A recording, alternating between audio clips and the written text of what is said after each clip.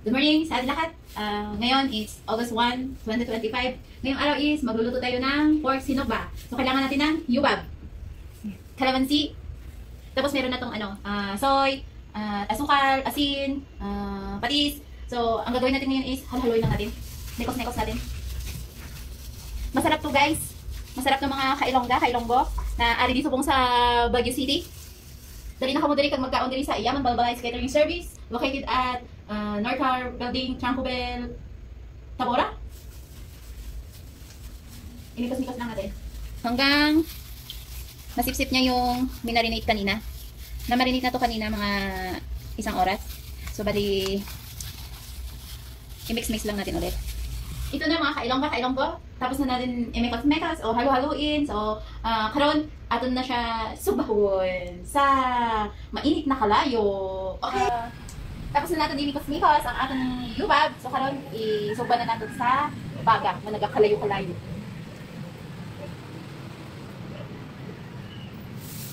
Wow, makumutgit. Makumutgit.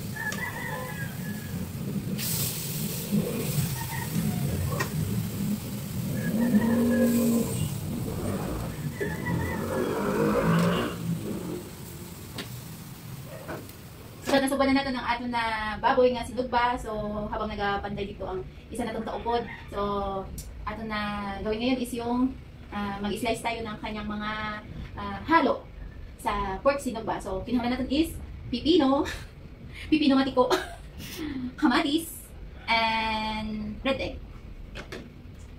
So, slice natin.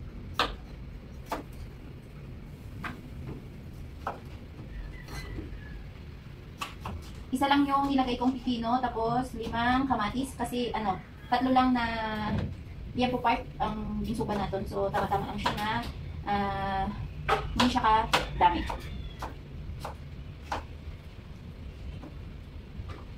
Kamatis.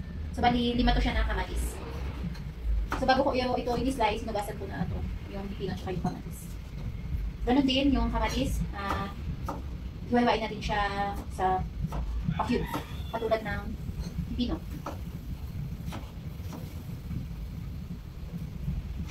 So, manami, ini kaunon, lalo pa pag tag-ulan, mga kailonggo, mga kailongga, na ari dito subong sa Baguio City. Okay, yung kamatis at pipino, taran, ito na. So, next is ang red egg natin. So, ang ginagawa ko is, hindi ko siya hihiwa. Ang ginagawa ko is, parang itlog lang na nilaga. Para hindi siya masila. Oh, nagamantika.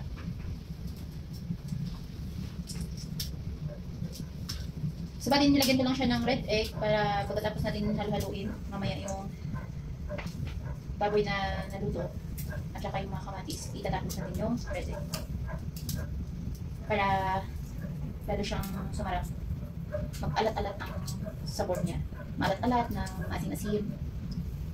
Tanan natin yung red egg natin. So, ihiwain din natin siya na into cubes. Bali, itatappings din natin dito mamaya. Pag nahalo na natin yung sinugbang baboy at saka yung pipino at saka kamatis. Yung isaba ang pork, sinugba natin, siluto na siya guys. Pero, i-ano natin siya, i-slice. Para ihalo natin. So, ginadali naman kayo may order na si PHB sa pork sinugba. Okay, diba? Hindi pa matapos, may order na tayo. Thank you kay PHB Store. Slice ang sinubang baboy natin. So, bali, ihalo-halo natin. I-mix na natin lahat. Ilagay natin yung baboy na slice. Ang kamatis, pipino. Hindi na siya kasimple. Magawa ng pork sinugba ala Ilongga style. Nahalo na natin.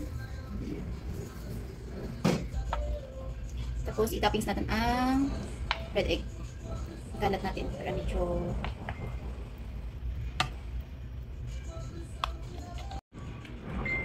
pork sinugba ala Ilonggo version ng pork sinugba. So, tilawan natin. Sarap. Namigit.